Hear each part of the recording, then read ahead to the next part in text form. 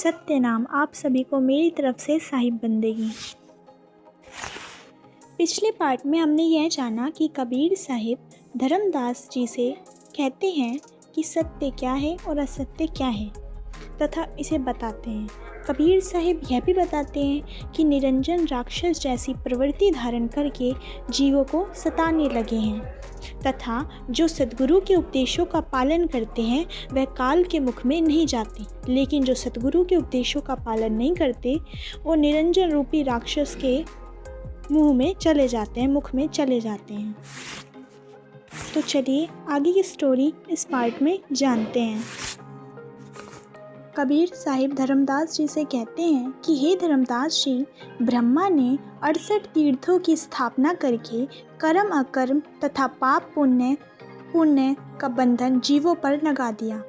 फिर ब्रह्मा ने ज्योतिष शास्त्र की रचना की, 12 राशियों का प्रतिपादन किया। मेष, वृष, मिथुन, कर्क, सिंह, कन्या, तुला, वृश्चिक, धन, मकर, कुंभ, मीन, ये 12 राशियां हैं।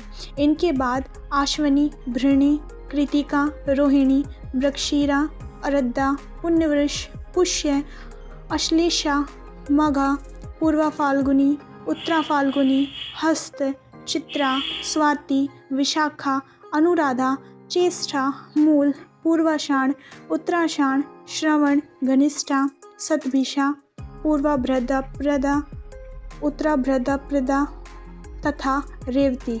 इन 27 नक्षत्रों का प्रतिपादन किया गया।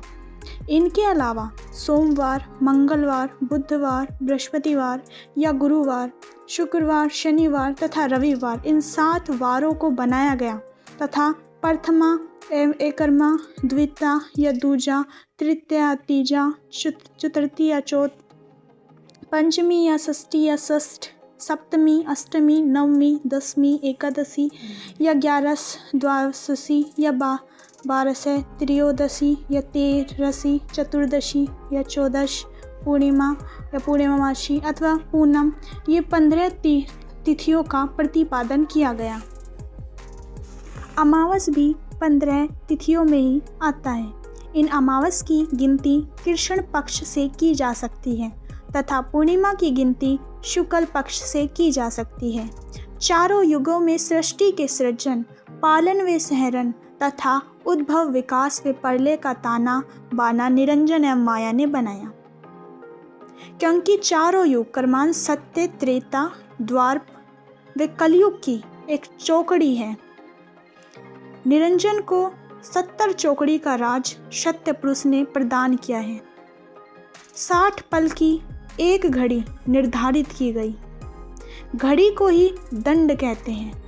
वैसे अंतर्राष्ट्रीय समय अनुसार 24 मिनट की एक घड़ी अथवा घटी होती है। 7 घड़ी या घटी का दिन रात होता है। दिन रात में 8 पहर होते हैं। 15 दिनों का एक पक्ष व 2 पक्षों का एक माह या लगभग 30 दिन का एक माह तथा 12 मास का एक वर्ष होता है। लोक भाषा में एक युग 12 वर्ष का है, परंतु वास्तविक युग सत्य युग, त्रेता युग, द्वापर युग तथा कलयुग ही है। सत्य युग अथवा कृत युग प्रमाण 17,28,000 वर्ष, त्रेता युग प्रमाण 12,96,000 वर्ष, द्वापर युग प्रमाण 8,64,000 वर्ष तथा कलयुग का प्रमाण 4,32,000 वर्ष का होता है। 21,624 श्वासा मानव की दिन रात में चलती है। इंगला स्वर चंद्रमा का होता है जो मानव की नासिका का बायां स्वर होता है। पिंगला स्वर सूर्य का होता है जो मानव की नासिका का दाहिना स्वर होता है। ये स्वस्थ मनुष्य के 2-2 घटी बाद श्वासा स्वर बदल जाते हैं।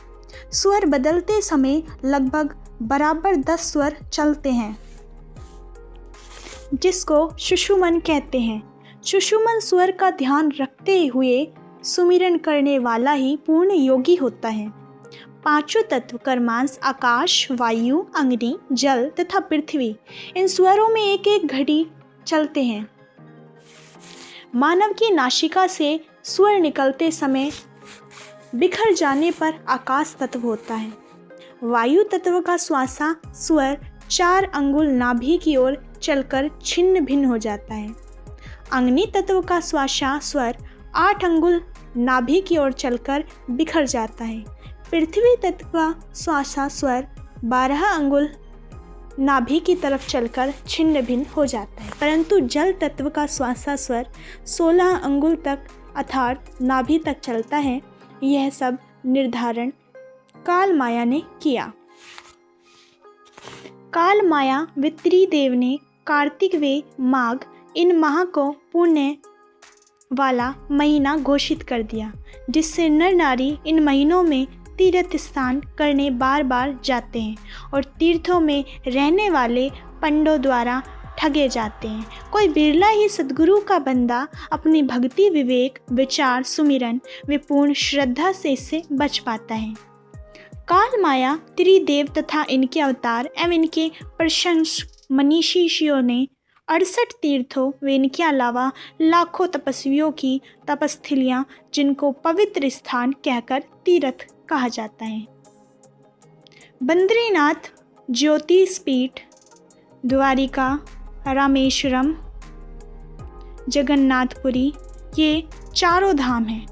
4 धाम सपत्रपुरी वे 68 तीर्थों में स्नान कर लिया है तथा सभी धार्मिक स्थानों में दर्शन कर लिए। अब भगवान हम पर प्रसन्न हैं तथा हम मोक्ष के अधिकारी हैं, परंतु उन्हें अपनी आत्मा का ज्ञान नहीं है। हमारी आत्मा अब तक संचित क्रियामान वे प्रारब्ध के कितने कर्मों से बंधी है। हम पर विषय वासना कितनी प्रबल है। हम कौन कौन से कुवासना युक्त दुर्गुणों से गुम्फित हैं। हमारा मन कितना मलिन है। हम दिन रात कितनी तृष्णा के वशीभूत हैं। हम पूर्व में क्या थे, अब क्या स्थिति है तथा भविष्य में हमारे साथ क्या होने वाला है। क्या हम इन उपयुक्त बंधनों से छूट सकेंगे? तो छूटने का उपाय क्या है? जब तक शुद्ध बुद्ध समर्थ सद्गुरु की शरण में नहीं जाएंगे, तब तक उपयुक्त बंधनों से नहीं छूट सकते। सद्गुरु ही इस संसार में प्रत्यक्ष परमात्मा है। सद्गुरु को पहचाने बिना आत्मा की पहचान कतई नहीं हो सकती, क्योंकि सद्गुरु ही हम में अपने आप को टटोलने का विवेक जागृत करते हैं। विवेक के जागने पर ही आदमी अपने आप को टटोलता है। सद्गुरु कृपया वे अपने सुमिरन शब्दों को हृदयगम करने की साधना से ही परमात्मा काल माया यम वे इनके द्वारा हम पर डाले हुए बंधनों से मुक्ति हो सकती है। काल माया त्रिदेव तथा इनसे अनुप्राणित विद्वत पुरुषों ने संसार के सभी जीवों को पाप और पुण्य संबंधी कर्मों में उलझा दिया है, जबकि चेतन प्रत्यक्ष सद्गुरु के सतुपदेशों के श्रवण, मनन व निधि ध्यान शासन के बराबर सत्य धर्म नहीं है तथा झूठ, अंधविश्वास, पाखंड, आडंबर, धोखा आदि के समान पाप ही नहीं है। अंतः काल माया ने पाप पुण्य में सब जीवों को उलझा दिया। ये झूठ, पाखंड, आडंबर आदि काल माया जन्य हैं। आगे की स्टोरी जानने के लिए नेक्स्ट पार्ट का वेट करें। Like and subscribe my channel. Thanks for watching.